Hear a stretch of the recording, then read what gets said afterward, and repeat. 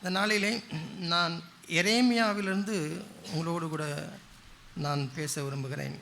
எரேமியாவின் புத்தகம். அநேகர் வேதத்தை இப்போ எரேமியாவை படியுங்கள் என்றால் ஒருவேளை அநேகர் அதை படிப்பதில்லை. ஏனென்றால் அதனுடைய நடைமுறை, அது எழுதியிருக்கிறது எல்லாமே ஒரு சுவாரஸ்யமாய் படிப்பதற்கு போன்ற இல்லை என்றால் ஒரு கிரனாலஜிக்கல் ஆர்டரில், அதாவது காலத்திட்டத்தின்படி அது முன்னாடி நடந்தது, இது அதுக்கப்புறம் நடந்தது, அதற்கப்புறம் நடந்தது என்று ஒரு கால திட்டத்தின்படியும் நிச்சயவில்லை. இல்லை, எரேமியாவில் பார்த்தீங்கன்னா சில காரியங்கள் எல்லாம் திரும்ப திரும்ப சொல்லப்பட்டிருக்கும்.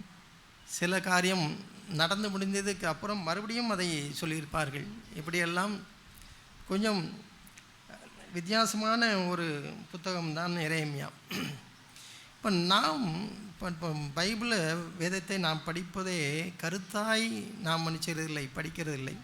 அதனால தான் நிறைய காரியங்களை நாம் மனுஷரும் புரிகிறதில்லை. அது ஏன் அப்படி சொல்லப்பட்டிருக்கிறது என்பதை நாம் அறிந்து கொள்கிறதில்லை. ஒரு தேவனுடைய பிள்ளை எப்பொழுது ரட்சிக்கப்படுகிறானோ, அது வாலிபர்களாக இருந்தாலும் சரி, இல்லை என்றால் உங்களுடைய காலங்களிலே நீங்கள் எந்த வயதிலே நீங்கள் ரட்சிக்கப்பட்டாலும் பரவாயில்லை. ஆனால் உண்மையான ஒரு மனம் திரும்புதலை நீங்கள் அடையும் பொழுது என்ன நடக்கிறது என்றால், நீங்கள் தேவனுடைய வார்த்தைகள் மேலே எப்படி ஆகிவிடுகிறீர்கள்? தீராத ஒரு காதல் உடையவர்களாய் நீங்கள் மாற வேண்டும். தீராத ஒரு பற்றுடையவர்களாக அதை வாசிக்க வேண்டும் என்று எப்படி ஒரு காதலுடைய கடிதத்தை ஒரு காதலி படிக்கும்போது ஆர்வமாய் படிக்கிறாளோ, அதே போல் உண்மையாய் ஒரு மணவாளனான இயேசுவை அவர் அறிந்து கொள்வார்கள் என்றால் எதை படிக்க ஆரம்பித்து விடுவார்கள்? வேதத்தை படிக்க ஆரம்பித்து விடுவார்கள். அப்போ ஒருவன் ரட்சிக்கப்பட்டிருக்கிறேன் என்று சொல்லியும், அது ஒரு இளைஞனாக இருந்தாலும் சரி, ஒரு சகோதரியாக இருந்தாலும் சரி, சகோதரனாக இருந்தாலும் சரி, நான் ரட்சிக்கப்பட்டிருக்கிறேன், நான் மனம் திரும்பி விட்டேன், இல்லை என்றால் ஞானஸ்நானம் எடுத்து விட்டேன் என்று சொன்னால் எது உண்மையாக நடக்கும்?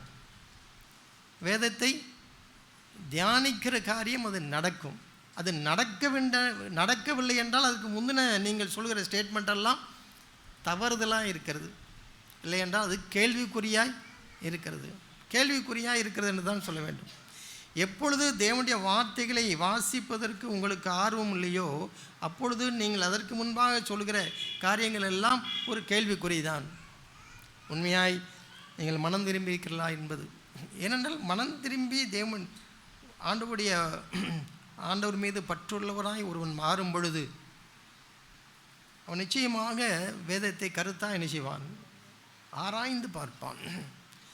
பொதுவாக வேதத்தை எப்படி படிக்க வேண்டும் என்று சொல்கிறார்கள் என்றால், அதை இன்னைக்கு ஒரு அதிகாரம் நாளைக்கு ஒரு அதிகாரம் நினைச்ச முடியாது, அதை படிக்கக்கூடாது. ஒருவேளை பழைய ஏற்பாட்டில் இப்போ நீதிமொழிகள் படிக்கிறீர்கள் என்றால் ஒருவேளை ஒரு அதிகாரம் நினைச்சலாம், படிக்கலாம். அந்த கண்டென்ட் முழுமையாக நிச்சயம் இருக்கும். ஆனால் இப்போ மற்ற பல இடங்களில் புத்தகங்களில் நீங்கள் படிக்கும் பொழுது புத்தகமாய் படிக்க வேண்டும். புத்தகம்னா இப்போ எபேசியர் படிக்கிங்கன்னா எபேசியர் 1ஆம் அதிகாரத்துலேருந்து 6ஆம் அதிகாரம் வரைக்கும் நினச்சிடணும். ஒரு நாள் படித்து முடிச்சிடணும். அடுத்த நாள் கொலோசேயர் படிக்கணும். அடுத்த நாள் ஒரு தீமோத்தேயு படிக்கிறேன்னா, இப்போ 1 தீமோத்தேயு 2 தீமோத்தேயு சேர்த்து படிக்கிறேன்னு வச்சுக்கோமே. அப்போஸ்தலனாகிய பவுல் தீமோத்தேயுக்கு என்ன சொல்ல வருகிறாருங்கிற முழு கண்டென்ட் நினச்சிடும், தெரிஞ்சிடும். இன்றைக்கு 4 வசனம், நாளைக்கு 4 வசனம் அப்படி படித்தாலாம் நிச்சயாது, அறிந்து கொள்ள முடியாது, புரிந்து கொள்ளவே முடியாது. ஆகவே கருத்தாய் படிக்கிறவர்களாக, தேவனுடைய வார்த்தைகளை படிக்கிறவர்களாக மாறுவது தான் அவசியம். இல்லையென்றால் தேவனுடைய இருதயம் எப்படி இருக்கிறது, தேவன் எதை விரும்புகிறார், எதை சொல்ல வருகிறார் என்பதெல்லாம் நான் நினைக்க முடியாது, கண்டுபிடிக்கவே முடியாது. இங்கொன்றும் அங்கொன்றுமாக ஒருவன் யானையை பார்த்து விட்டு காதை தடவிட்டு சொலவு போல் இருந்தது என்று சொல்வதை பொறுத்தான். அது வெறும் சொலவு மாதிரி இல்லை, எப்படியும் இருக்கிறது. யானைக்கு பெரிய தூண்கள் போன்ற கால்களும் இருக்கிறது. அதை அறியாவிட்டால் ஏதாவது ஒரு சத்தியத்தை பிடித்து கொண்டு அதையே நாம் செய்வோம், பெருசாகி காண்பித்து கொண்டே இருப்போம். இப்பொழுது நமக்கு தெரிந்ததெல்லாம் ஏசாயா, எரேமியா. இந்த ஏசாயா இவ்வளோ பெரிய புத்தகம், எரேமியா இவ்வளோ பெரிய புத்தகம், அதுக்கப்புறம் எசேக்கியேல் ஒரு பெரிய புத்தகம், அப்படி தான் நடந்திருக்கிறோம். அடுத்தடுத்து இவங்கெல்லாம் கூட பிறந்தவங்க நினைக்கலாம், இல்லைன்னா சொக்காரர்னு நினைக்கலாம். இவங்கெல்லாம் பக்கத்தில் இருந்திருப்பாங்க போல. அப்படியெல்லாம் இல்லை. ஏசாயா எழுதுனதுக்கப்புறம் 110 வருஷங்களுக்கு அப்புறம் தான் யார் வர்றார்? எரேமியா வர்றார். அப்போனா அது ஒரு 4 ஜென்ரேஷனுக்கு அப்புறம் என்ன நடந்ததுன்னே தெரியாது. இப்போது தூத்துக்குடி சபை ஆரம்பிக்கும் பொழுது இருந்த மூத்த சகோதரர்களை இப்போ இங்கே இருக்கிற சின்ன பிள்ளைகளுக்கெல்லாம் பார்த்ததே இல்லை, நிறைய பேர் தெரியாது. ஒரு சில முக்கியமான சகோதரர்கள், இப்போ அற்புதமணி சகோதரன் என்றால் ஒருவேளை பழையவர்களுக்கெல்லாம் தெரியும். இவர்களுக்கெல்லாம் ஒருவேளை புத்தகத்தில் படிக்கிற மாதிரி எப்போவாவது நம்ம சொல்லிடுறோம், அதை வைத்து தெரிய முடிஞ்சால் அவருக்கு யார் என்பது நிச்சயம் தெரியாது. அப்படி ஒரு 20 வருஷத்துலேயே என்ன இருக்கிறது, மாற்றம் இருக்கிறது என்றால் 100 வருஷத்துக்கு அப்புறம் எரேமியாவுக்கும் ஏசாயாவுக்கும் என்ன இல்லை, தொடர்பு இல்லை. எரேமியாவுக்கும் ஏசாயாவுக்கும் தொடர்பு இல்லை. அந்த 5 ஜென்ரேஷன் ஆகிவிட்டது. அப்போ நீங்கள் இதை தெரிந்தால்தான் ஏசாயா படிக்கும் பொழுதும் எரேமியா படிக்கும் பொழுதும் அவனுடைய பின்னணியை என்ன செய்யலாம், நீங்கள் அறிந்து கொள்ளலாம். அப்போ எரேமியா அவர் சிறு வயதாக இருக்கும் போதே யாரை குறித்து படித்திருப்பார்? ஏசாயாவை குறித்து படித்திருப்பார். அந்த ஒரு காலத்தில் ஏசாயான்ற ஒரு தீர்க்கதரிசி இருந்தாருன்னு யார் படிச்சிருப்பார்? எரேமியா படிச்சிருப்பார். அப்போ அது அந்த கண்ணோட்டத்தில் நீங்கள் பாருங்கள், புதுதாக இருக்கும். நான் இந்த நாளிலே 37வது அதிகாரம் 38வது அதிகாரம் தான் தியானிக்க போகிறோம். அதுக்கு முன்னாடி நான் ஒரு இன்ட்ரடக்ஷன் தான் நான் கொடுக்குறேன். 37வது அதிகாரம் 38வது தான் நம்ம தியானிக்க போகிறோம். இப்பொழுது இப்போ எரேமியா 1ஆம் அதிகாரத்தை எடுத்துக்கிறோம். அந்த பின்னணியை நான் உங்களுக்கு சொல்கிறேன்.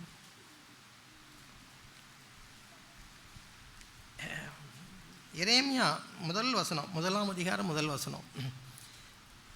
பெனிமின் தேசத்தில் உள்ள ஆனதோத் ஊரில் இருந்த ஆசாரியரில் ஒருவனாகிய எல்கியாவின் குமாரன் எரேமியாவுண்ட வசனங்கள். ஆமோனுடைய குமாரனாகிய யோசியா என்கிற யூதாவுடைய ராஜாவின் நாட்களிலும் அவன் அரசாண்ட 13ஆம் வருஷத்திலே இவனுக்கு கர்த்தருடைய வார்த்தை உண்டாயிற்று.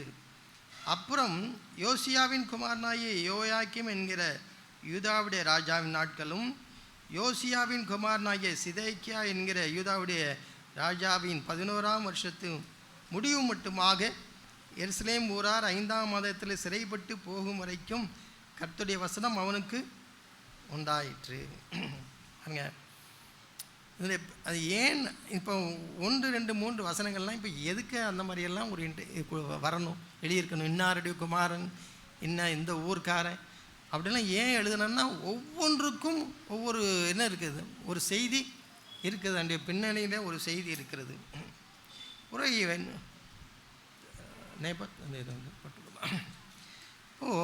இவன் இந்த அரசியல் சூழ்நிலையை பின்னணியை பார்க்கணும்.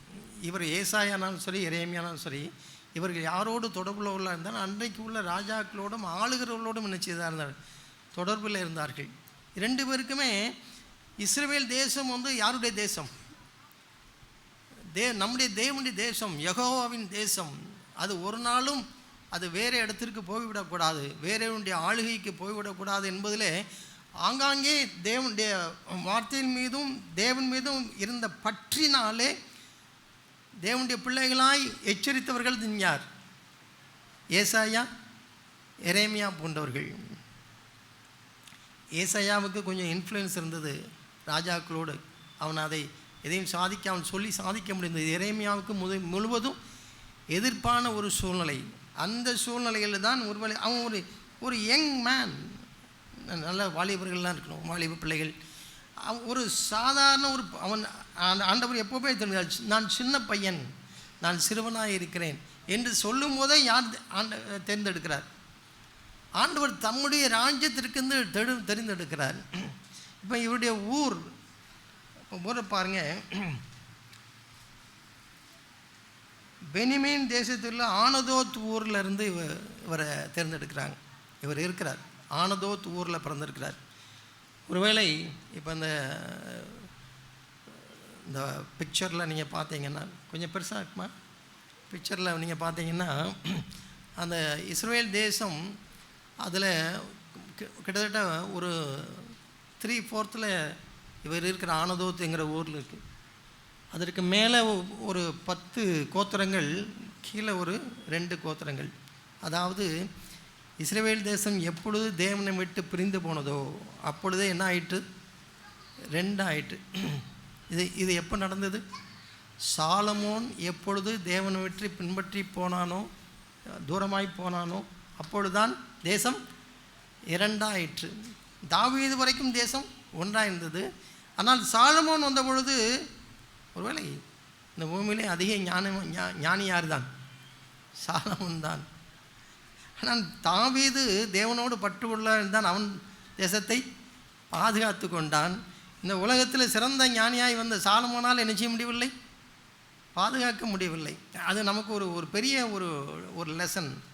அதாவது எவ்வளவு நாலேஜ் இருக்குது, தேவன் இல்லை, அவனால் எதை கட்டி காக்க முடியவில்லை? தேசத்தை கட்டி காக்க முடியவில்லை. ஒரு குடும்பத்தை கட்டி காக்க முடியவில்லை. ஒரு சபையை கட்டி காக்க முடியவில்லை. இந்த உலக தேவனுடைய ராஜ்யத்தை கட்டுவதில் இந்த உலக ஞானத்தின் ஈடுபாடு அவ்வளவுதான்.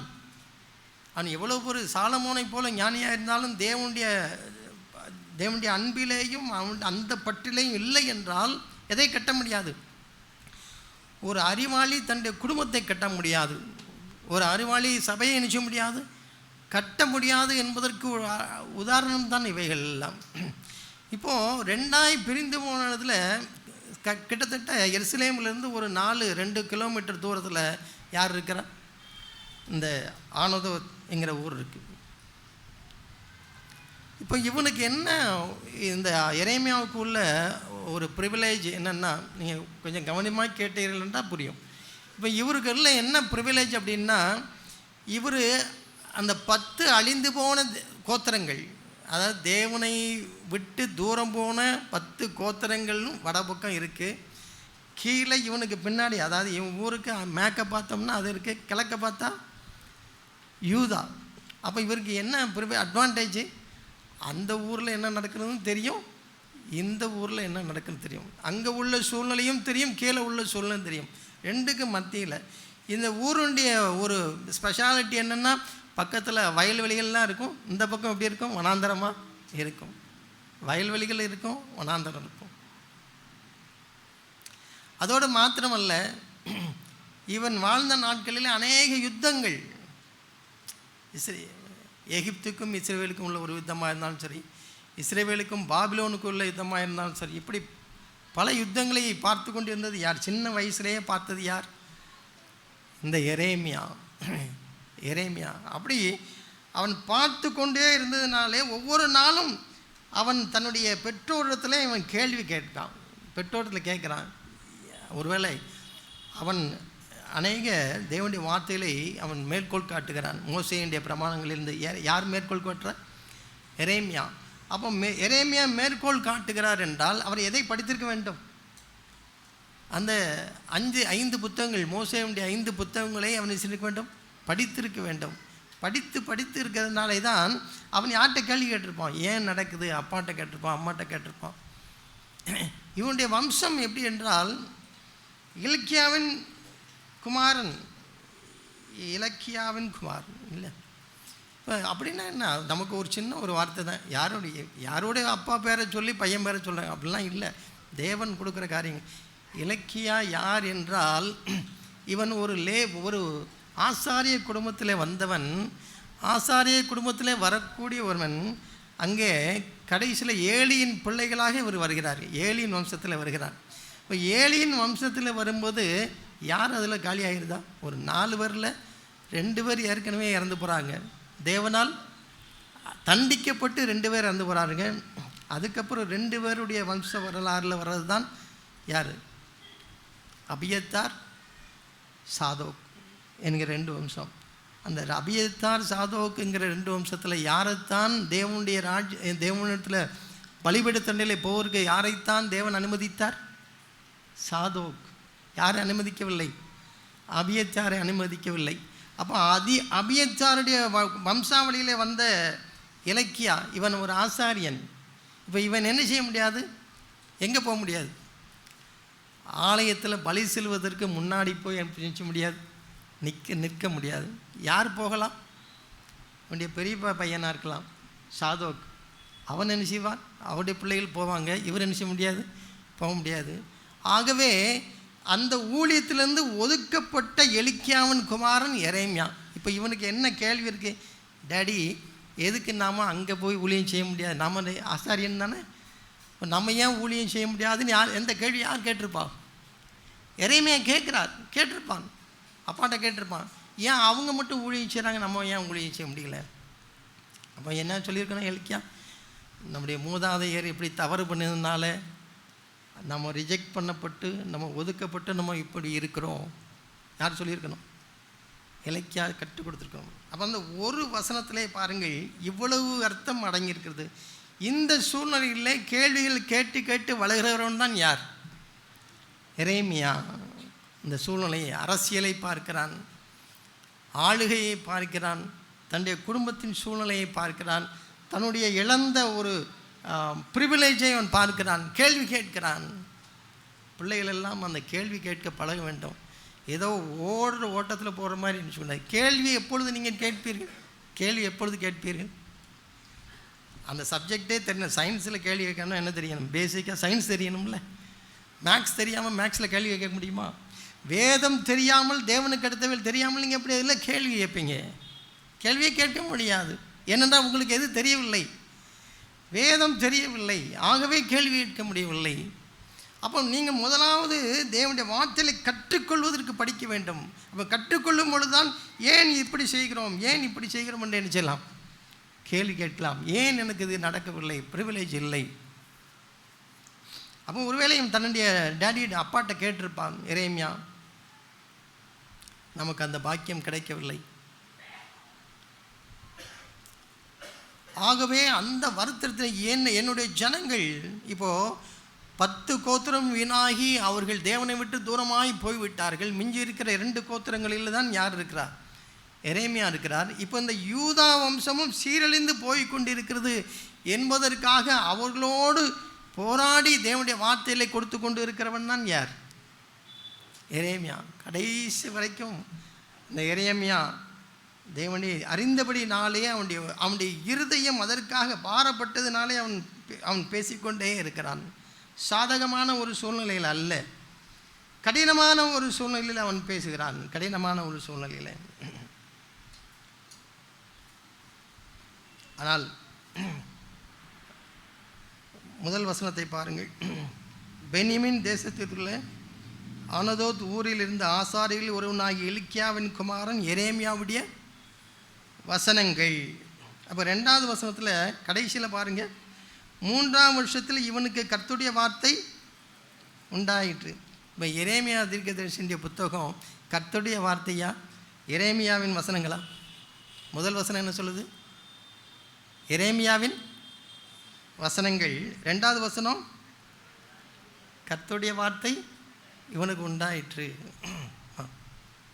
தேவனுடைய வார்த்தையில் முழுவதும் இந்த புத்தகத்தில் எழுதியிருக்கிறவைகள் எத்தனையோ ஆசிரியர்கள் எழுதியிருக்கிறார்கள். ஒரு ஆசிரியர் அல்ல, எத்தனையோ கதாபாத்திரங்கள் தேவனுடைய பிள்ளைகள் மாறி மாறி எழுதியிருக்கிறார்கள். இது ஆனால் எல்லாமே யாருடைய வார்த்தை தான்? தேவனுடைய வார்த்தை தான். அப்போ பேசுகிறது யாராக இருக்கலாம்? தேவனுடைய வார்த்தை யார் மூலமாக தேவன் யாரை பயன்படுத்தலாம்? ஒரு நேரம் ஏசாயாவை பயன்படுத்தி இருப்பார். அதுக்கப்புறம் ஒரு 100 வருஷம் அதை பேசுகிறக்கே ஆள் இல்லை. அதற்கு முன்பு யாரிடத்துல பேசியிருக்கலாம்? எரேமியா மூலமாக பேசியிருக்கலாம். சின்ன சின்ன தீர்க்கதரிசிகள் ஆகாய், சகரியா, மல்கியா தீர்க்கதரிசிகள் அவ்வப்போது அவர்கள் எழுப்பினார்கள். அப்போ இங்கொன்றும் அங்கொன்றுமாக யாரெல்லாம் தேவனுடைய வார்த்தையின் மீது வாஞ்சையாக இருந்து தேவனுடைய ராஜ்யத்தின் மேலே பெற்றுதலாக இருந்தாலும் அவர்கள் எல்லோர் மூலமும் யார் பேச முடியும்? தேவன் பேச முடியும். அந்தந்த காலங்களுக்கு அந்தந்த ஜனங்களுக்கு தேவன் பேச முடியும். ஏன் தேவன் சில இடங்களில் பேச முடியவில்லை? அவர் பேசுவதற்கு ஆள் இல்லை, அவருடைய வார்த்தைகளை கேட்பதற்கு ஆள் இல்லை. நான் ஏதோ ஒரு சின்ன குடும்பத்தில் பிறந்திருக்கிறேன் அப்படி நான் நினைக்கக்கூடாது. நீங்கள் அப்படி நினைக்கக்கூடாது.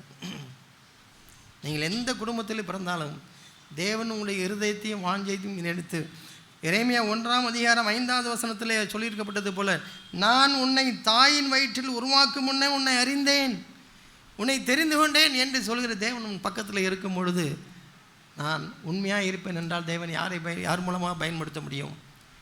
உன்னை, உன்னுடைய குடும்பத்தை ரட்சிக்கும்படியாக பயன்படுத்த முடியும். சபையிலே தேவன் அநேகருக்கு ஆசீர்வாதமாக உன்னை வைக்க முடியும். ஒருவேளை இப்போ பெரியவர்களாக நம்ம இருக்கணும், வயதானம் இன்னும் நமக்கு நாட்கள் இன்னும் நினைச்சவில்லை, போகவில்லை. நம்முடைய வார்த்தைகளை கேட்பதற்கு, நம்முடைய சொல் கேட்பதற்கு இன்னும் அநேக ஜனங்கள் இருக்கிறார்கள், குடும்பங்கள் இருக்கிறார்கள். பெரியப்பா சொன்னால் கேட்கலாம் என்று சொல்லி குடும்பங்கள் இருக்கிறது. தாத்தா சொன்னால் கேட்போம் அப்படி குடும்பங்கள் இருக்கிறது. அப்போ குடும்பத்தில் ஏதாவது ஒரு பாழாய் சீரழிந்து போகும்பொழுது நம்முடைய பொறுப்பு என்ன? தேவன் நம்மை தெரிந்து கொடுப்ப நாம் சொல் கேட்கிற சில குடும்பங்கள் இருந்தால் அவர்களுக்கு யாரை பற்றி சொல்ல முடியும்? ஆண்டவரை பற்றி சொல்ல முடியும், நல்வழியிலே அவர்கள் நடத்த முடியும். இப்போ என்னால் ரிட்டையர்ட் ஆகிட்டேன், எனக்கு வந்த வேலை இல்லை அப்படின்னு சொல்லி யாரும் மனுஷ முடியாது, ஒதுங்க முடியாது. நம்முடைய இருதயத்தில் அந்த பாரம் இருக்கும் என்றால் தேவன் வாய்ப்புகளையும் வார்த்தைகளையும் அனுப்பிச்சுவார், தருவார். எனக்கு அந்த பாரம் இருக்கணும், நான் யாருடைய ராஜ்யத்திற்காக நான் பாரப்படணும். இப்போ அநேக அந்த நாட்களிலே எரேமியா கூட இருந்திருப்பார்கள், கூட கிரிக்கெட் விளையாண்டவங்க இருந்திருப்பாங்க இல்லையா, கூட போய் ஆடு மேய்க்கிறதுக்காக கூட போனவங்க இருந்திருப்பாங்க. அவர்களோடு யார் பேச முடியவில்லை? தேவன் பேச முடியவில்லையே. அப்போ ஒருவரை தேவன் தேர்ந்தெடுக்கிறார் அப்படின்னா அவனுடைய இருதயம் யாருக்கு ஏற்றதாக இருந்தது? யாரை நோக்கி இருந்தது? தேவனை நோக்கி இருந்தது. அப்போ இப்போ ஒரு 40 பேர் வாலிபர்கள் இருந்தாலும் தேவன் ஒரு சகோதரன் நினைச்ச முடியும், தெரிந்து கொள்ள முடியும். ஏனென்றால் அவனுடைய இருதயம் யாரை நோக்கி இருக்கிறது? தேவனை நோக்கி இருக்கிறது, தேவனை நோக்கி இருக்கிறது. அப்போ இங்கே எரேமியாவுடைய வசனங்கள் கர்த்தருடைய வசனங்கள்னு சொன்னால் தேவன் பல பேரை பயன்படுத்த முடியும். அப்போ ஏசாயா பேசும்பொழுது அவருடைய லாங்குவேஜில் தான் பேசியிருப்பார், அவருடைய மொழி நடை எப்படி இருந்தோ அப்படி தான் பேசியிருப்பார். எரேமியா பேசும்போது எப்படி பேசுகிறார்? அவருடைய மொழி நடை எப்படி இருந்ததோ அப்படி தான் பேசுகிறார். பேதுரு பேசும்பொழுது அவர் எப்படி பேசணுமோ அப்படி தான் பேசுகிறார். ஏன்னா அவருடைய லாங்குவேஜ் தான். அவர் யார் மாதிரி பேச முடியாது, பவுல் மாதிரி பேச முடியாது. ஏனென்றால் பவுல் பேசும்பொழுது எதை வைத்து பேசுவார்? டாக்டரின் பேசுவார், லா வைத்து பேசுவார், சட்டப்படி பேசுவார். அதை யார் பேச முடியாது? இது பேதுரு பேச முடியாது. அதே போல தான் ஒருவேளை மோசே 5 நிருபங்களை எழுதினார் என்று பார்க்கிறோம். ஆகாய் தீர்க்கதரிசி பேசுகிறார், அவருடைய லாங்குவேஜில் பேசியிருப்பார். இப்போ எரேமியா பேசும்பொழுது அவர் முழுமையாய் மொழி நடையில், அதாவது செய்யுள் நடையில் பேசியிருக்கிறார். செய்யுள் நடையில் பேசினதுனால தான் நமக்கு அது சரியாக நிச்சயவில்லை, மொழிபெயர்க்க முடியவில்லை என்று சொல்லலாம். அவர் முழுமையாய் செய்யுள் நடையிலே அவர் பேசியிருக்கிறார். இப்போ நான் தமிழில் ஒரு சொல்கிறேன், கெட்ட குடியே கெடும் அப்படின்னு சொன்னால் டக்குன்னு என்ன செஞ்சிருது, நமக்கு புரிஞ்சிருது. அது கூட புரியலைன்னு நினைக்கிறேன். கெட்ட குடியே கெடும் என்றால் ஏற்கனவே கெட்டு போன இடத்துல தான் மறுபடியும் பட்ட காலிலே படும். கெட்ட குடியே கெடும். பல நேரங்களில் அந்த பழமொழியை நம்ம சொல்கிறோம். ஆனால் தமிழில் சொல்லும்போது உடனே நம்ம புரிந்து கொள்கிறோம், ஏற்கனவே அடிமேல் அடி விழுத குடும்பத்தில் அப்படின்னு சொல்வதற்கு தான் இதை நினைச்சுவார்கள், சொல்கிறார்கள். உடனே டக்குன்னு புரிஞ்சு கொள்ளணும். அதுபோல் இந்த எரேமியா இப்போ இந்த கெட்டக்குடியே கெடுங்கிறத நீங்கள் ஆங்கிலத்தில் மொழிபெயர்த்து பாருங்கள், அதுக்கு இணையாக உடனே நிச்சயாது வராது. அதற்கு இணையாய் சொல்ல முடியுமா? சொல்ல முடியும். எப்படியோ சுற்றி விளைச்சி ஆங்கிலம் தெரிஞ்சவங்களாம் அப்படி டிரான்ஸ்லேட் பண்ணி பாருங்களேன், கொஞ்சம் கஷ்டப்படுது. அதே போலத்தான் எரேமியா தன்னுடைய சொந்த மொழியில் அழகாய் அவர் இது செய்யுள் நடையாய் எழுதின புத்தகம்தான் எரேமியா. ஒருவேளை நமக்கு முன்ன பின்னா இருக்கலாம். அநேக அவருடைய இருதய ஆதங்கத்தை பாருங்கள். எரேமியா நீங்கள் படிக்கலைங்கிறீங்க, படிக்கிறோம். ஆனால் உண்மையாய் எரேமியா எத்தனை பேர் தீவிரமாய் படித்திருக்கோன்னு தெரில. ஆனால் நிறைய வசனங்கள் எங்கே தான் இருக்குது, அதாவது நம்மை தொடுகிற வசனங்கள். இப்போ 2ஆம் அதிகாரம் 12ஆம் வசனம் பாருங்கள். என் ஜனங்கள், அன்றைக்கி நாம் மே 1ஆம் தேதி கேட்டோம், என் ஜனங்கள் 2 தீமைகளை செய்தார்கள், ஜீவ தண்ணீராகிய ஊற்றாகிய என்னை விட்டுவிட்டார்கள், தண்ணீர் நிறைந்த தொட்டிகளாகிய வெடிப்புள்ள தொட்டிகளை தங்களுக்கு, ஒரு ஃபிகரேட்டிவ் லாங்குவேஜ் என்று சொல்லலாம், ஒரு படத்தை காட்டி அவர் பேசுகிறார். யார் பேசுகிறார்? எரேமியா பேசுகிறார். ஜனங்களுக்கு புரியும்படியாக பேசுகிறார். 2 தீமைகளை செய்தார்கள். என்னை விட்டு விட்டார்கள், அதற்கு பதிலாக மாறுகாக நினச்சிட்டாங்க. ஒரு ஆல்டர்னேட்டிவ் ஒன்று கண்டுபிடிச்சிட்டாங்க, வெடிப்புள்ள தொட்டி. 3ஆம் அதிகாரம் 20ஆவது வசனம் பாருங்கள். ஒரு மனைவி தன் புருஷனுக்கு துரோகம் செய்வது போல இஸ்ரவேல் வம்சத்தார் ஆகிய நீங்கள் எனக்கு துரோகம் செய்தது மெய். அப்போ நீ எனக்கு விரோதமாய் பாவம் செய்தா என்று வெறுமனை சொல்வதை காட்டிலும் ஒரு புருஷனை பொண்டாட்டி எப்படி ஏமாற்றுவாளோ அது போல் நீ என்னை ஏமாற்றி விட்டாய் என்று சொல்லும்போது யாருக்கு உரைக்கிறது? நமக்கு உரைக்கிறது. ஏன்னா அது ஏமாற்றக்கூடாது. ஆனால் நான் யாரை ஏமாற்றலாம்? எங்கள் அப்பா எங்கள் அம்மாவை ஏமாற்றக்கூடாது, இல்லைன்னா எங்கள் அம்மா எங்கள் அப்பாவை ஏமாற்றக்கூடாதுல நாம் எப்படி இருக்கிறோம்? தீவிரமாக இருக்கிறோம். ஆனால் நான் தேவனை ஏமாற்றக்கூடாதே என்கிற உணர்வை வர முடியல. அப்போ தான் எரேமியா சொல்கிறார், அது எப்படியோ உன் தாய் உன்னை தகப்பனை ஏமாற்றுவது எப்படி இருக்கோ அது போலத்தான் நீ என்னை விட்டு போவது என்னை ஏமாற்றுவதற்கு சமம். அதை தான் சொல்கிறார். ஒரு மனைவி தன் புருஷனுக்கு துரோகம் செய்வது போல இஸ்ரவேல் தேசத்தாராய் நீங்கள் எனக்கு துரோகம் செய்கிறேன். அப்போ நான் தேவனை விட்டு தூரம் போகிற ஒவ்வொரு நேரமும் நான் யாருக்கு துரோகம் செய்கிறேன்? தேவனுக்கு துரோகம் செய்கிறேன். அதற்கு எப்படி அடையாளமாக சொல்கிறார்? ஒரு மனைவி தன் புருஷனுக்கு செய்கிற துரோகம் போல.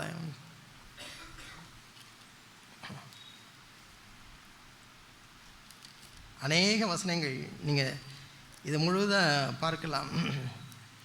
7ஆம் அதிகாரத்தை பாருங்கள்.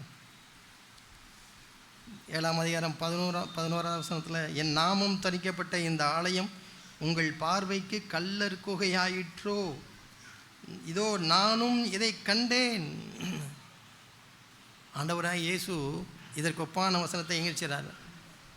என்னுடைய சுவிசேஷத்தில் அவர் செய்கிறார், மேற்கோள் காட்டுகிறார். என்னுடைய ஆலயம் உங்களுக்கு கல்லர் குகையாய் மாறிவிட்டதோ. அப்போ ஆலயம்னா அந்த சர்ச்சில் உள்ள அட்மினிஸ்ட்ரேஷன் இதெல்லாம் இல்லை, நீங்களே அந்த ஆலயம்.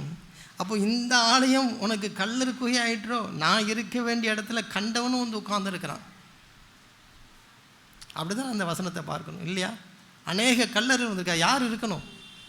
நான் இருக்க வேண்டிய உடைய ஆலயத்தில் அநேக கல்லர்கள் இருக்கிறார்களே.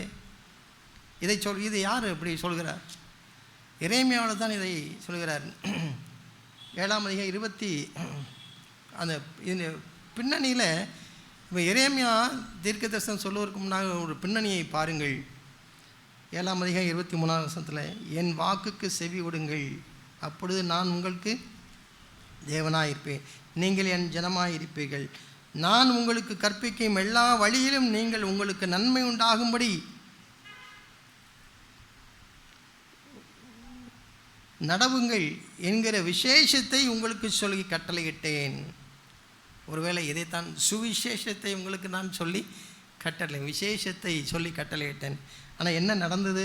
அவர்களோ அதை கேளாமலும் தங்கள் செவியை சாயாமலும் போய் தங்கள் பொல்லாத இருதயத்தின் யோசனைகளின்படியும் கடினத்தின்படியும் நடந்து முன்னிட்டல்ல பின்னிட்டே போனார்கள். இப்போ எரேமியா பேசிக்கொண்டே இருக்கிறார். பின்னாடி உள்ள பேக்ரவுண்டு என்ன?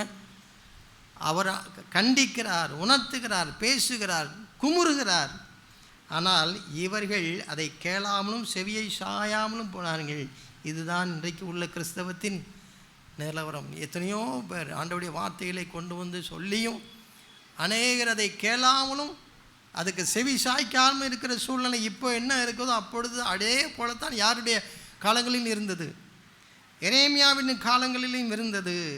ஆனால் ஆண்டவர் எப்படி அதை ரியாக்ட் பண்ணுகிறார்? 25ஆவது வசனத்தில், உங்கள் பிதாக்கள் எகிப்து தேசத்திலிருந்து புறப்பட்ட நாள் முதல் இந்நாள் மட்டும் நான் தீர்க்கதரிசிகளாகிய என் ஊழியக்காரரையெல்லாம் தினம் தினம் உங்கள் அண்டைக்கு ஏற்கனவே அனுப்பி கொண்டு இருந்தேன்.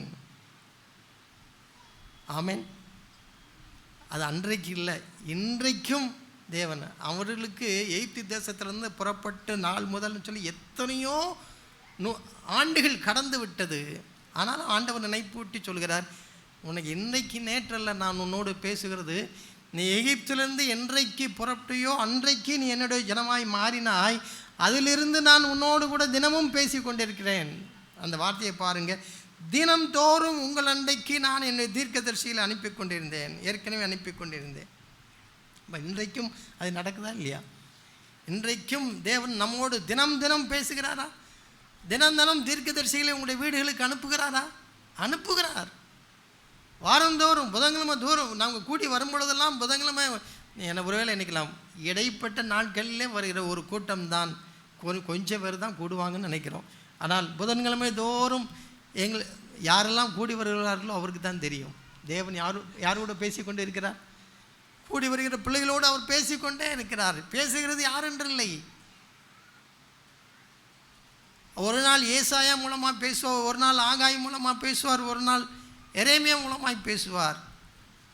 கேட்கிற ஜனங்கள் அதை அவ்வளவாய் கேட்கும் பொழுது அவர்கள் பொழிந்து கொள்வார்கள். தேவன் இன்றைக்கு நம்மோடு கூட அவர் பேசுகிறார். ஒரு நாளும் தினந்தோறும் உங்களை இன்றைக்கு நான் அனுப்பினேன், நீங்களோ கெளாமல் போனீர்கள். அப்படிப்பட்ட சூழ்நிலையில் தான் அப்படி பேசிக்கொண்டே இருக்கும் பொழுதே இந்த 37ஆம் அதிகாரத்துக்கு வருவோம். 37வது அதிகாரம். இந்த கடைசி பல ராஜாக்கள் வந்து போய்விட்டார்கள். அப்போ இப்போது கடைசியாக ஒருவன் வந்துகிறான். 37ஆம் அதிகாரம் ஒரு வசனம். அதாவது இந்த யூதா தேசம் என்கிற தேசம் பாபிலோன் தேசத்திற்கு அடிமைப்பட்டு போவதற்கு முன்பாக கடைசியாக ஆண்ட ராஜா யார்? சிதேக்கியா. அவரோடு அந்த சகாப்தம் முடிந்து விடுது. அதன் பின்பாக அவர்கள் பாபிலோனுக்கு அடிமையாக 70 வருஷம் என்ன செய்து விட்டார்கள்? அவர்கள் போய்விட்டார்கள். மீண்டுமாக திரும்பி வருவதற்கு 70 வருஷம் கழித்தான். அதுக்குள்ளே ஒரு 2 சந்ததி போயிடும். இப்போ கடைசியிலே வந்திருக்கிறார். ஆனால் எரேமியா விடவில்லை. அவர் கிட்டத்தட்ட 20 வயதிலிருந்து 40 வருடங்களாக என்ன செய்து கொண்டே இருக்கிறார்? அவர் பேசிக்கொண்டே இருக்கிறார். சாதகமாக இருந்தாலும் சரி, பாதகமாக இருந்தாலும் சரி, ஆதரவு இருந்தாலும் சரி, எதிர்ப்பு இருந்தாலும் சரி, யார் பேசிக்கொண்டே இருந்தார்? எரேமியா பேசிக்கொண்டே இருந்தார். கிட்டத்தட்ட 40 ஆண்டுகள். இப்போ பாருங்கள், கடைசி வந்துடுச்சு. அவர் எவ்வளவோ பேசியும் ஜனங்கள் கேட்கவில்லை. அப்போ அப்பேற்பட்ட நேரத்தில் பாபிலோன் ராஜாவாகிய முதல் வசனம், பாபிலோன் ராஜாவாகிய நேபுகாத் நேச்சார் யூதா தேசத்தில் ராஜாவாக நியமித்த யோயாக்கிமுடைய குமாரனாகிய கோனியாவின் பட்டத்துக்கு யோசியாவின் குமாரனாகிய சிதேக்கியா வந்து அரசாண்டான். இல்லை பாருங்கள், அந்த முதல் வசனத்திலேயே ஒவ்வொரு வசனமும் இருக்குது. யாரோ ஒருத்தர் பட்டத்துக்கு வர வேண்டும், அவன் இல்லாமல் இன்னொருவரனை பட்டணத்துக்கு நினைச்சான் வருகிறான். தெரியுமா? அந்த வசனத்தை பாருங்கள். இப்போ யாரோ எனக்கு ஒரு போஸ்ட்டு கிடைக்குது, ஆனால் யாரோ ஒருத்தர் வர வேண்டிய இடத்துல நான் இருக்கிறேன். நான் அதுக்கு தகுதி இல்லை. அப்படியாய் பார்க்க வேண்டும். நமக்கு ஒரு அந்தஸ்து வரும் பொழுது. இப்பொழுது கோனியாவின் பட்டத்துக்கு, அதாவது கோனியாய் தான் அவன் ராஜ வம்சத்திலே வருகிறான். அவனைத்தான் நினைச்ச வேண்டும் அரசாணை இதில் அரண்மனையிலே அரியணையிலே அனுப்பிச்ச வேண்டும், அமர்த்த வேண்டும். அப்போ அரியணையில் அமர்த்த வேண்டிய கோனியா தகுதி இல்லை என்று நீக்கிவிட்டு யார் இவனை கொண்டு வைக்கிறார்? சிதேக்கியாவை. இவன் அந்த வம்சத்தில் வராதவன், ராஜ வம்சத்தில் வராதவன். இவனை கொண்டு யார் வைக்கிறான்? நேபுகாத் நேச்சார். ஏனென்றால் ஏற்கனவே நேபுகாத் நேச்சார் பல சிறைப்பட்டு போய்விட்டார்கள். இப்போ கொஞ்சம் பேர் தான் இருக்கிறாங்க. அந்த கொஞ்சம் பேருக்கு இதை வைக்கிறார். இப்போ பாருங்கள், 3வது வசனத்தில் இந்த அதிகாரத்தில் 3 கேரக்டர் இருக்குது. 3 கேரக்டர் வருது. அதாவது சிதேக்கியா என்பவரை நான் பற்றி சொல்ல வேண்டும், எரேமியாவை பற்றி சொல்ல வேண்டும், அதுபோக இன்னொரு கேரக்டர் வருது. நான் சீக்கிரமாக அதை உங்களுக்கு சொல்கிறேன். 37வது அதிகாரம் 2வது வசனத்தை பாருங்கள். கர்த்தர் எரேமியா தீர்க்கதரிசியை கொண்டு சொன்ன வார்த்தைகளுக்கு அவனாகிலும், அதாவது சிதேக்கியா ராஜாவாகிலும், அவனுடைய ஊழியக்காரராகிலும், தேசத்தின் ஜனங்களாகிலும் அடிமையாய் பாதி ஜனங்கள் போய்விட்டார்கள். ஆட்சி மாறிவிட்டது. இப்போது வேறு ஒருத்தன் வந்து ஆளுகிறான். அப்படி இருந்தாலும் இப்போ தீர்க்கதரிசி எச்சரிக்கிறார். இவைகளெல்லாம் நடந்ததுக்கு என்ன காரணம்? நீங்கள் யாரை விட்டு விட்டீர்கள்? யெகோவாவை விட்டு விட்டீர்கள். நீங்கள் அந்நிய தெய்வங்களை நீங்கள் பின்பற்றினீர்கள் என்று எச்சரிக்கிறான். ஆனால் யாரும் கேட்கவில்லை. அப்படி இருந்த நாட்களிலே இப்போ 3வது வசனத்தில் பாருங்கள். சிதேக்கியா ராஜாவோ வெனில் செலோமியின் குமாரனாகிய என்று சொல்லி தீர்க்கதரிசியை அனுப்பி, நீ நம்முடைய தேவனாகிய கர்த்தரை நோக்கி எங்களுக்காக விண்ணப்பம் பண்ண வேண்டும் என்று சொன்னான். யார் சொல்லி விடுதா? ராஜா சொல்லி விடுதார். இவன் தேவனுடைய வார்த்தைகளை கேட்பதற்கு விருப்பம் இல்லை. ஆனால் அவன் யார்கிட்ட சொல்லி விடுகிறான்? எரேமியாவுக்கு சொல்லி ஆள் அனுப்புகிறான். அவங்களுடைய செக்ரட்டரி 2 பேர் அனுப்பி, நீங்கள் எரேமியா தீர்க்கதரிசிகிட்ட போய் யாருக்காக ஜெபம் பண்ணுன்னு சொல்லுங்க, எனக்காக ஜெபம் பண்ணுங்கள் என்று சொல்லுகிறார்கள்.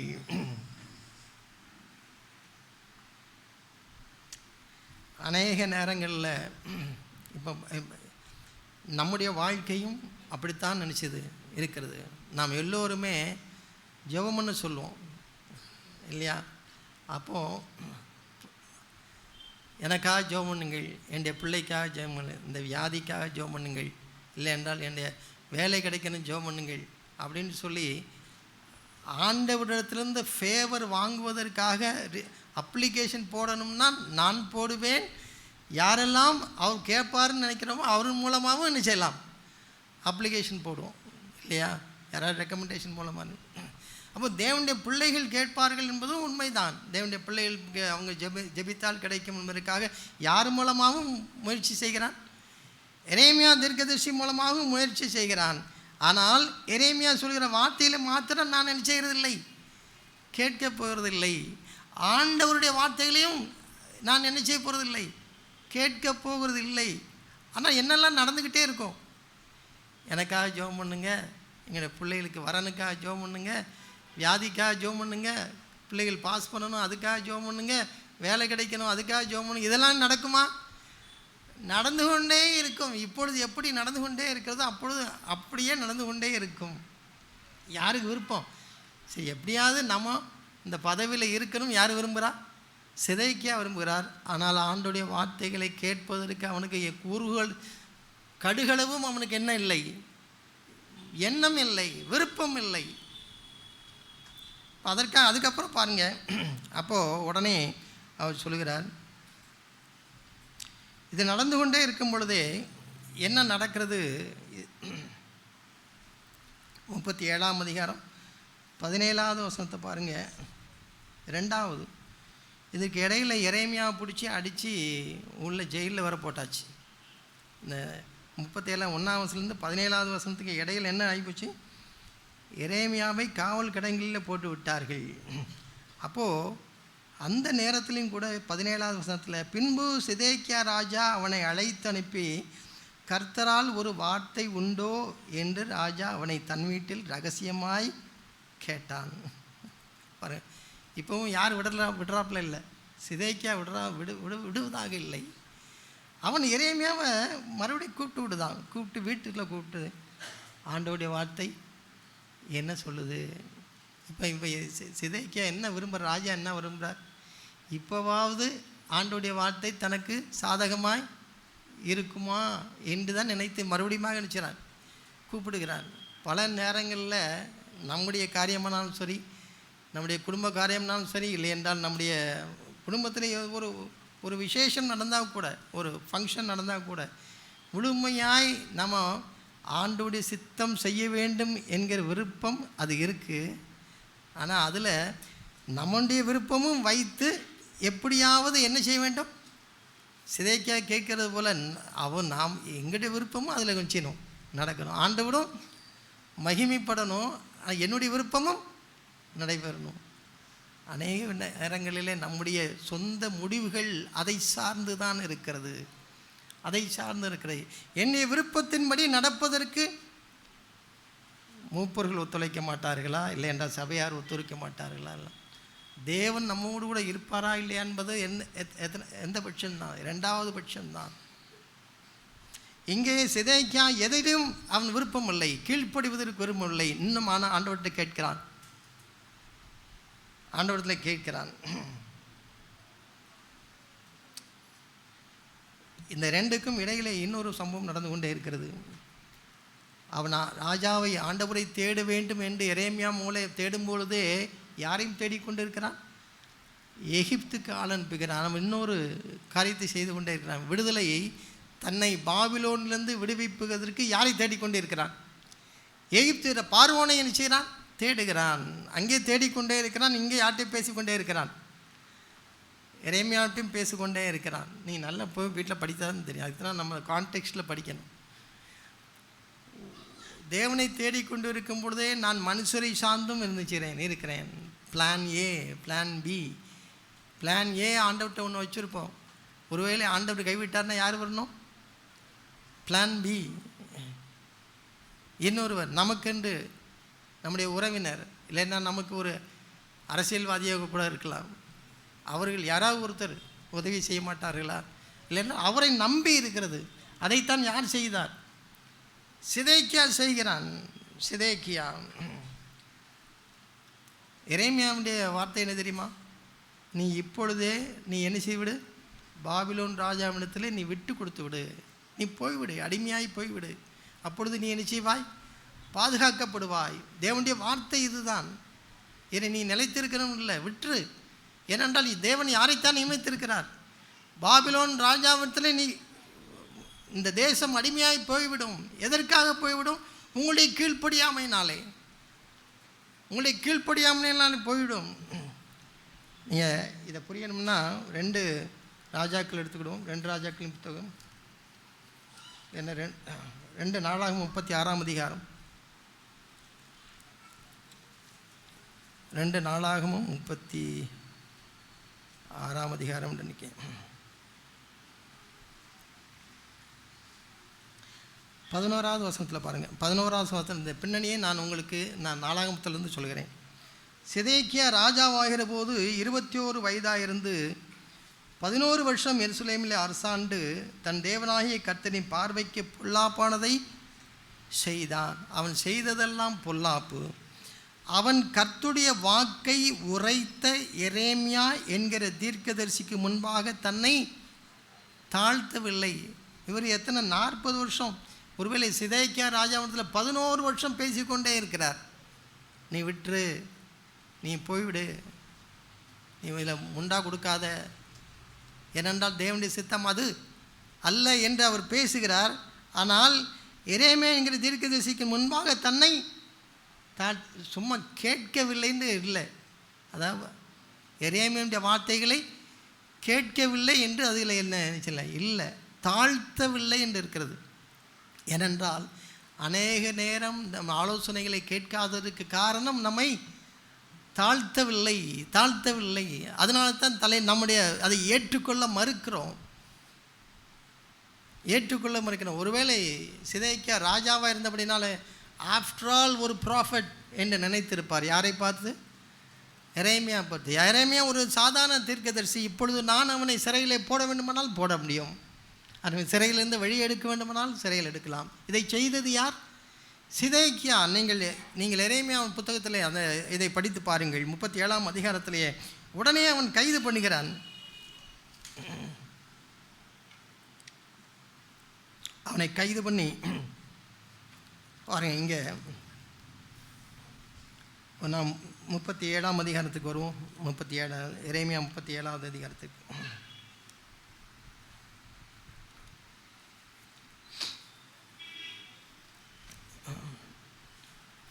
38ஆம் அதிகாரம் 3வது வசனத்துக்கு பாருங்கள். 2ஆம் வசனம் 3ஆம் வசனம் பாருங்கள். இப்போ சிதேக்கியாவுடைய நிலைமை இப்படித்தான். இப்போ எரேமியா என்கிற ஒரு கேரக்டர் இருக்குது. எரேமியா இவனுக்கு எவ்வளவு கஷ்டங்கள், துன்பங்கள், எதிர்ப்புகள் வந்தாலும் இவன் ஒரு நாளும் எதை மீறுகிறது இல்லை. தேவனுடைய வார்த்தையிலிருந்து மீறுகிறாரா?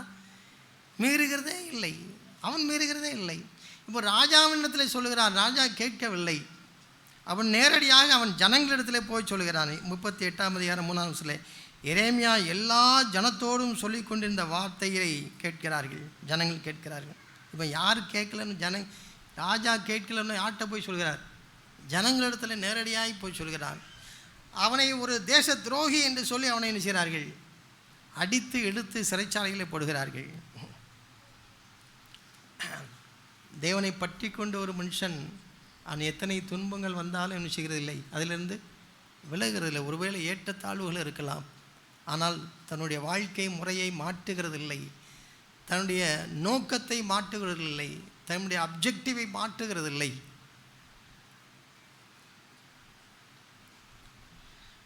இப்பேற்பட்ட ஒரு சூழ்நிலையில் பாருங்கள், இவனை ஜெயிலில் போட்டு ஒரு தண்ணி இல்லாத ஒரு கிணத்துல கொண்டு போட்டு விட்டுகிறார்கள், அடித்து இழுத்து கொண்டு போய் போட்டு விடுகிறார்கள். நீங்கள் 38வது அதிகாரம் பாருங்கள், அதில் 5வது 6வது வசனத்தில் பாருங்கள். இந்த மாதிரி ரோட்டில் நின்று எரேமியா கத்துறார், இந்த தேசம் பாழாய் போய்விடும், இது அடிமையாய் போய்விடும்னு அவர் ஜனங்களிடத்தில் பேசுகிறார் என்று சொல்லி யார்கிட்ட கொண்டு போய் சொல்லிட்டாங்க. ராஜாட்ட சொன்ன உடனே அவங்க என்ன சொல்கிறாங்கன்னா, இப்படியெல்லாம் இவர் பேசிக்கிட்டே இருந்தால் ஜனங்கள் எல்லாரும் நினைச்சுவார்கள், துவண்டு விடுவார்கள். இவன் போர் செய்கிறதுக்கு யுத்தம் செய்கிறதுக்கு ஆள் நினைச்ச மாட்டாங்க, வரமாட்டாங்க. இப்படி எரேமியா பேசிக்கொண்டே இருந்தால் வரமாட்டார்கள் என்று சொல்லி ராஜாவிடத்தில் போய் சொன்ன உடனே ராஜா என்ன சொல்கிறார், 5வது வசனத்தில், சிதேக்கியா ராஜா, இதோ அவன் உங்கள் கைகளில் இருக்கிறான், உங்களுக்கு விரோதமாக ராஜா ஒன்றும் எரேமியாவை முற்றுகையிட்டு, ராஜாவே உமக்கு தான் வேட்டு வைக்கிறார் இவருன்னு சொன்ன உடனே அவர் உடனே என்ன சொல்கிறார், அவன் கூப்பிட்டு பேசினாரா, அதெல்லாம் மறந்துடுச்சு. ஆண்டோடைய வார்த்தை உங்கள்கிட்ட இருக்குன்னு சொல்லி கூப்பிட்டு பேசினாரா, அதெல்லாம் விட்டுட்டு அவரை உங்கள் கையில் இருக்கிறான், அவனை கைது பண்ணி எங்கே வச்சு பாருங்க, என்ன நினைக்கிறீங்களோ அதை செய்யுங்கள் என்று சொல்கிறான். நாம் யாரிடத்துலேருந்து ஆதரவு கிடைக்கும் நினைக்கும் அவர்களே நம்ம என்ன செய்யலாம், எதிராக இருக்கலாம். ஆனால் எரேமியா போன்ற தேவன் மனுஷன் எப்பொழுதும் என்ன செய்கிறதில்லை, மாறுகிறதில்லை. அவன் உடனே என்ன செய்கிறான், அவனை எரேமியாவை கயிறுகளினாலே ஒரு அந்த துறவிலே தண்ணீர் இல்லாத உளையாக இருந்தது, சகதி இருக்கிற இடத்துல கொண்டு இறக்கிப்பட்டாங்க எரேமியாவை. எதுக்காக? மனம் திரும்புங்கள் என்று பேசினதற்காக, தேவனுடைய வார்த்தையை உள்ளபடியே சொன்னதற்காக. இப்போ பாருங்கள், இன்னொரு கேரக்டர் வர்றார். இவர் யார்? ஏபேத் மெலேக் என்கிற ஒரு எத்தியோப்பியன் வருகிறான். இப்போ இது நடந்த உடனே இந்த சம்பவம்லாம் யார் கேட்குறா? ஏபேத் மெலேக் அப்படின்னு இருக்கிறான். அந்த நீங்கள் முழு பைபிளையும் தேடி பார்த்தீங்கன்னா ஏபேத் மெலேக் நினச்சி அதுக்கு முன்னாடி இருக்காது. இப்போ பாருங்கள், இந்த எரேமியா தீர்க்கதரிசிக்கு பிரதான ஆசாரியர் உதவி செஞ்சிருக்க வேண்டும், ஆசாரியர்கள் உதவி செஞ்சிருக்க வேண்டும், வேதபாரர்கள் உதவி செய்திருக்க வேண்டும். எத்தனை பேர், ஏனென்றால் தேவனுடைய வார்த்தையை சொல்லுகிறாரு, அவர் யாருமே யாருக்கு உதவவில்லை, எரேமியாவுக்கு உதவவில்லை. ஆனால் எரேமியாவுக்கு உதவுவதற்காக தேவன் ஒருவரை வைத்திருந்தார். அவர் அட்ரஸே இல்லாமல் அவர் இருக்கிறார். ஏபேத் மெலேக் அவன் ஒரு எத்தியோப்பியன், அவன் ஒரு யூதன் அல்ல, அவன் இந்த ராஜ்யத்தை சேர்ந்தவன் இல்லை, அவன் அரண்மனையில் வேலை பார்ப்பதற்காக வந்தவன். ஆனால் அவனத்தில் என்ன இருந்தது? தேவ பயம் இருந்தது. ஆகவே இந்த எரேமியாவுக்காக ராஜாவிடத்தில் யார் போய் பேச போகிறார்? இந்த எத்தியோப்பியன் போய் பேசுகிறான். இதிலேருந்து நம்ம என்ன படிக்கிறோம்? நமக்கு உதவி தேவன் தம்முடைய பிள்ளைகளுக்கு உதவி அனுப்புவது இன்னாரின் மூலமாக என்பது அல்ல. தேவன் யாரோ ஒருத்தனை வைத்திருப்பார். அரண்மனையில் வைத்திருக்கலாம், அரசாங்கத்தில் வைத்திருக்கலாம். அவன் போய் பேசுகிறான், ராஜாவே இப்படி நடந்து போச்சு. அவனை தூக்கி எரேமியாவை போட்டு எதில் போட்டாங்க? கிணத்துக்குள்ள, தண்ணி இல்லாத கிணத்துக்குள்ளே போட்டாங்களே. அதே சிதைக்கியா இப்போ என்ன சொல்லுகிறான்? நீ ஒரு 30 பேரை எடுத்துகிட்டு கூப்பிட்டு போய் எரேமியாவை தூக்கி வெளியே விடு,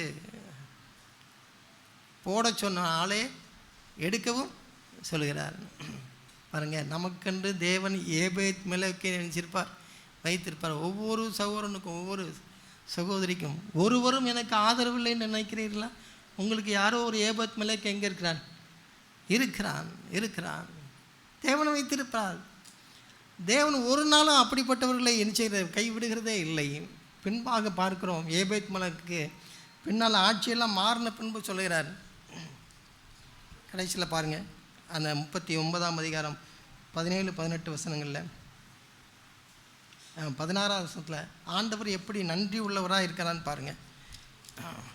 நீ போய் எத்தியோப்பியன் ஆகிய ஏபேத் மெலேக்குக்கு சொல்ல வேண்டியது என்னவென்றால், இதோ என்னுடைய வார்த்தைகளை இந்த நகரத்தின் மேல் நன்மைக்காக அல்ல தீமையாகவே வரவு பண்ணுவேன். இந்த தேசம் அழிந்துதான் போகும், அவைகளை அந்நாளிலே உன் கண்களுக்கு முன்பாக நிறைவேறும் என்று இஸ்ரவேலின் தேவனாகிய சேனையின் கர்த்தர் சொல்லுவார். இதெல்லாம் நடக்கும். இந்த தேசம் சீரழிந்து போகும், அடிமையாய் போகும், பாபிலோனியை மேற்கொள்வார்கள், எருசலேம் ஆலயத்தை இடிப்பார்கள், தேசத்தில் உள்ள அத்தனையும் அவர்கள் கொள்ளையடித்து போவார்கள். இதெல்லாம் நடக்கும். ஆனாலும் அந்நாளிலே உன்னை தப்புவிப்பேன் என்று கர்த்தர் சொல்லுகிறார். நீ பயப்படுகிற மனுஷரின் கையிலே ஒப்பு கொடுக்கப்படுவதில்லை. உன்னை நிச்சயமாகவே விடுவிப்பேன். நீ பட்டயத்துக்கு இரையாவதில்லை. நீ என்னை நம்பினபடினால் உன் பிராணன் உனக்கு கிடைத்த கொள்ளை பொருளை போல இருக்கும் என்று கர்த்தர் சொல்கிறார். இது யாருக்கு சொல்கிறார்? ஏபேத் மெலேக்குக்கு. அப்போ பாருங்கள், நம்ம தேவனுடைய காரியமாக செய்கிற ஒவ்வொரு விஷயத்தையும் யார் கணக்கில் வைத்திருக்கிறார்? தேவன் வைத்திருக்கிறார். உங்களுக்கு உதவி செய்கிற ஒரு கலசம் தண்ணீர் கொடுத்தவர்களையும் யார் நினைத்திருக்கிறார்? தேவன் நினைத்திருப்பார். ஒரு சிதைக்கா எதிர்ப்பு இருந்தாலும் ஒரு ஏபத் மலைக்கு வேண்டை தேவன் நினைச்சிருப்பார், ஆயத்தம் பண்ணி வைத்திருப்பார். நம்முடைய வாழ்க்கையில் அது நடக்கும். தேவனை நம்புகிறவர்களுக்கு அது நிச்சயம் அது நடக்கும். யாரோ என்னை குடும்பத்தை இதுவரை ஆதரித்தார்கள், இப்பொழுது என்னை கைவிட்டு விட்டார்கள் நினைக்கிறோமா? இல்லை. நான் தேவனை நம்ப வேண்டும். என் தேவன் எனக்கு பிரதானமாக இருக்க வேண்டும். முடிவை பாருங்கள். முடிவு என்ன எப்படி முடியும்னா, சிதைக்கியா ராஜா யாருடைய வார்த்தைகளை கேட்கவில்லை? எரேமியாவுடைய வார்த்தைகளை கேட்காதனாலே சிறை பிடிக்கப்பட்டான். அவன் நம்பின பார்வோன் நினைச்சவில்லை, என்னை காப்பாற்ற வரவில்லை. அதன் பின்பாக பாபிலோனியர் வந்து அனைவரையும் கொள்ளையெடுத்து அடிமைகளாக கொண்டு போனார்கள். அப்போது சிதைக்கியா ராஜாவையும் கைது பண்ணி அவன் கண்களுக்கு முன்பாக அவனுடைய பிள்ளைகளை கொன்றார்கள். கடைசியில் அவன் கண்களை குத்தி அவன் கண்களை வெளியெடுத்து விட்டார்கள், அடிமையாக்கி விட்டார்கள். இப்பொழுது கண் இல்லாதவனாய் யார் போய் கொண்டிருக்கிறார்? சிதைக்கியா ராஜா கண் இல்லாதவனாய், குருடனாய். ஏன் தெரியுமா? யாருடைய பேச்சை கேட்கவில்லை. திரும்ப திரும்ப எரேமியா சொன்னான், நீ விற்று உன்னுடைய ஜீவன் உனக்கு கொடுக்கப்படும், உன்னுடைய பிள்ளைகள் பாதுகாக்கப்படுவார்கள்னு எரேமியா எச்சரித்தார். ஆனால் எதையுமே நினைச்சவில்லை, கேட்கவில்லை. அவன் இப்பொழுதெல்லாம் இங்கே எரேமியா கூட பேசிக்கொண்டு இருக்கும்போது யார் கூடயும் பேசிக்கொண்டிருந்தான்? எகிப்திட பேசிக்கொண்டிருந்தான், இல்லை என்றால் ஜனங்களிடத்தில் பேசிக்கொண்டிருந்தான், மூப்பரிடத்தில் பேசிக்கொண்டிருந்தான், தனக்கு ஆதரவாளர்களிடத்தில் பேசிக்கொண்டே இருந்தான், ரகசியமாக எரேமியாவிடத்திலும் பேசிக்கொண்டே இருந்தான். இருமனம் உள்ளவர்களாய் இன்றைக்கும் நம்முடைய வாழ்க்கையில் அது நடக்கிறது. இங்கே ஒன்று பேசிக்கொண்டு இருக்கும் பொழுதே அங்கேயும் நிச்சயம் கேட்டுக்கொண்டே இருப்போம். ரெண்டு மனம், இங்கேயும் வரணும், அங்கேயும் இருக்கணும், இங்கேயும் இருக்கணும், அங்கேயும் இருக்கணும். இதுவும் வேண்டும், அதுவும் வேண்டும். தேவன் அப்பேற்பட்டுகிறவர்களை இணைச்சதில்லை, முழுமையாக ஏற்றுக்கொள்கிறதில்லை. விளைவு அவன் கண் பிடுங்கப்பட்டு குருடனாய் அவன் கைது பண்ணப்பட்டு அவன் அடிமையாகி போனான். ஆனால் தேவனுடைய வார்த்தைகளுக்காக நின்ற எரேமியா நிலைத்து நிற்கிறான். அவன் இன்னும் தீர்க்கதரிசியாக இருக்கிறான். இன்றைக்கு நமக்கு அவன் என்ன செய்கிறான்? பேசிக்கொண்டு இருக்கிறான். ஏபேத் மலைக்கு நம்மோடு பேசிக்கொண்டு இருக்கிறான். எரேமியாவுக்கு உதவியாக இருந்த பாரூக், எரேமியா உதவி செய்ய முடியலை, எரேமியா பேச முடியும். அதாவது பேசுகிறான், என்ன செய்ய, அவனுக்கு என்ன வராது, அவன் சரியாக எழுத முடியவில்லை. அதற்கு ஒரு டெக்னிக்கல் அசிஸ்டன்ட் தேவைப்பட்டது. சொல்லப்போனால் இப்போ எவ்வளவு பெரிய வார்த்தையில் கொண்டு வந்தாலும் சரி, ஒரு நெட்வொர்க் டீம் வருது, அதை உலகம் முழுவதும் பரப்புவதற்கு யாருக்கு தேவை? அந்த நெட்வொர்க்கில் எப்படி ஆப்ரேட் பண்ணுவாங்க, பேசுகிறதுக்கு ஒரு வேலை தெரியாமல் இருக்கலாம். ஆனால் அதுக்கு யாரோ ஒருத்தர் டெக்னிக்கல் டீமில் ஒரு உதவி செய்கிறார்கள். எழுதுவதற்கு எரேமியாவில் முடியவில்லை, பாரூக் என்பவனை அவர் பயன்படுத்துகிறார். பாரூக்கை கூப்பிட்டு அவன் கொஞ்சம் ஒருவேளை வயது குறைந்தவனாக இருந்திருப்பான். அந்த பாரூக்கு யாருக்கு ஊழியம் செய்கிறார்? இந்த புத்தகத்தில் எரேமியா எழுதின புத்தகம் வருவதற்கு காரணமாக இருந்தது யார்? பாரூக். எரேமியா மாத்திரமல்ல, எரேமியா பாரூக் எழுதினான். 36ஆம் அதிகாரம் வரைக்கும் எழுதின அந்த புத்தகத்தை யார் கிழிச்சு போட்டா? ராஜாவின் இடத்துல கொண்டு காண்பித்தரேன். அவன் கத்தி வைத்திருந்தான், அப்படியே கத்தி வைத்து கிழிச்சு. அன்றைக்கி அங்கே ஒரு வின்டர் சீசன், அதனால் அவர் குளிர், எல்லோரும் உட்காந்துருக்காங்க. மத்தியில் என்ன இருக்குது? Camp fire.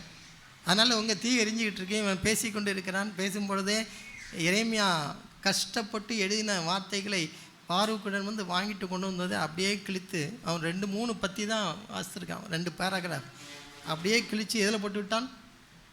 நெருப்பிலே போட்டு விட்டான். கேம்ப் ஃபயரில் உட்காந்துருக்காங்க, நம்ம பார்த்துருப்பீங்க. Thanjavur camp fire. அப்படி உட்கார்ந்துருக்கும் போதே நெருப்பில் போட்டு விட்டான். அதன் பின்பாக ஆண்டவர் பேசினார் மறுபடியுமாக எரேமியா மூலமாக, பாருக்கை கூப்பிடு, மறுபடியும் எழுது. சில நேரம் பாருக் போன்ற டெக்னிக்கல்ஸில் இதை ரிப்பீட் பண்ணு, அதை அடித்து எழுது அப்படின்னு சொன்னாலும் பொறுமையாக யார் செய்ய வேண்டும்? பாருக் செய்ய வேண்டும். பாருக் அப்படி செய்தபடினால்தான் அது அடிஷனலாக 52 அதிகாரம் இருக்கிறது. தேவன் அதோடு விடவில்லை, அது கிழித்து போடவில்லை என்றால் நமக்கு 36 அதிகாரம் தான் இருந்திருக்கும். அவன் நெருப்பில் போட்டதுனாலே மறுபடியும் எழுதி சொல்லும்போது 52 அதிகாரங்கள் அநேக மற்ற தேசங்களை பற்றியும் தீர்க்க தரிசனம் எழுதியிருக்கிறார். இன்றைக்கு நமக்கு அநேக பாருக்குகள் தேவை. நீங்கள் ஒரு சின்ன ஒரு ஊழியம் செய்கிறீங்களா, ஒரு ஏதோ ஒரு ஹெல்ப்பு, டெக்னிக்கல் அசிஸ்டன்ட், ஏதோ ஒன்றை சண்டே ஸ்கூலில் உங்களை செய்ய சொல்கிறாங்க, நீங்கள் செய்கிறீங்க. நீ யாருன்னு வச்சுக்க, நீங்கள் பாருக். உங்களை இன்றைக்கு இந்த எரேமியா புத்தகம் இருக்கிறால் அதற்கு ஒரு காரணம் யார்? பாருக். யாருக்கு தெரியும்? இன்றைக்கி நம்ம பேசுகிற தேவனுடைய வார்த்தைகள் உலகம் முழுவதும் போகலாம். அதற்கு ஒரு காரணம் யார் இருந்திருப்பா? பாருக். கடைசியாக தேவனுடைய வார்த்தைகளை மதிக்காத சிதேக்கியா கண் பிடுங்கப்பட்டு அவன் அடிமையாய் அவன் கொண்டு செல்லப்பட்ட அவனுடைய குடும்பம் சீரழிந்தது. நீதிமொழியின் புத்தகம் 7ஆம் அதிகாரத்தில் பாருங்கள். நீதிமொழியின் புத்தகம் 7ஆவது அதிகாரம்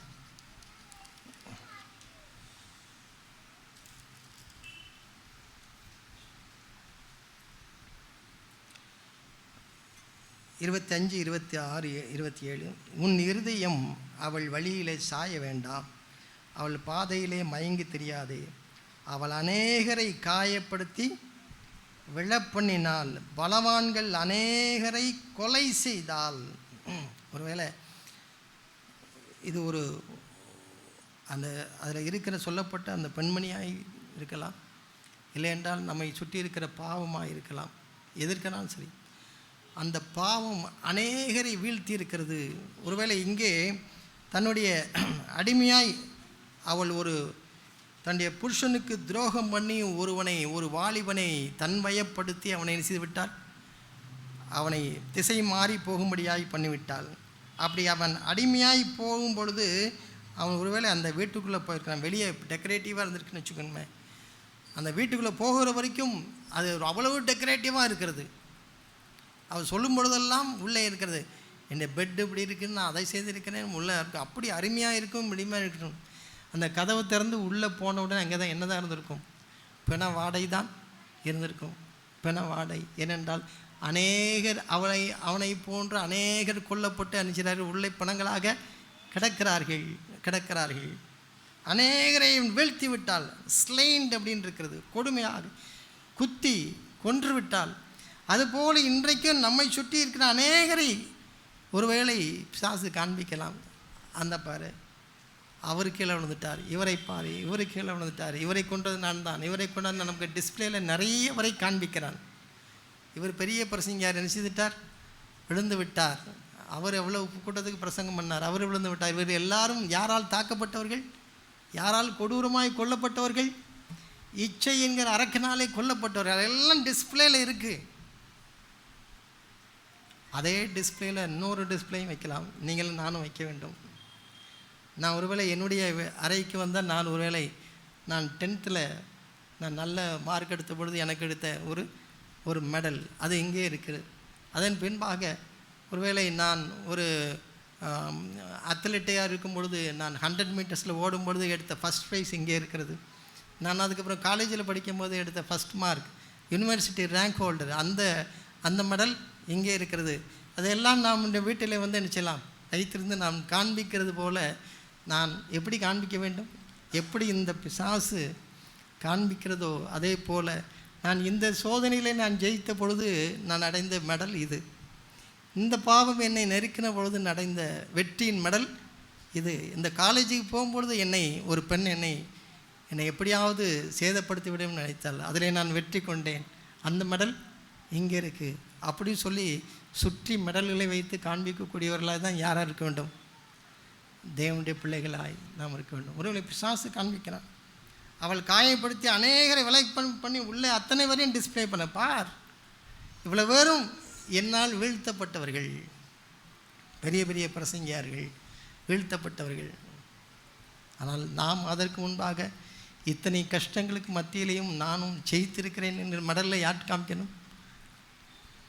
தேவனுடைய பிள்ளைகளாய் நீங்களும் அப்படி நமக்கு ஒரு வைராக்கியம் வர வேண்டும், அப்படி ஒரு தாகம் வர வேண்டும், தீர்க்கமான ஒரு முடிவுகள் எடுப்பதற்கு நாம் வர வேண்டும். அப்படி இருந்தால்தான் இந்த வாழ்க்கை தேவனுக்கு பிரியமாக இருக்கும். நம்முடைய வாழ்க்கையில் அர்த்தம் இருக்கும். நம்முடைய வாழ்க்கையை வாழ்வதற்கு ஒரு அர்த்தம் இருக்கும். அப்படியே தேவன் நமக்கு உதவி செய்வாராக. ஆமென்.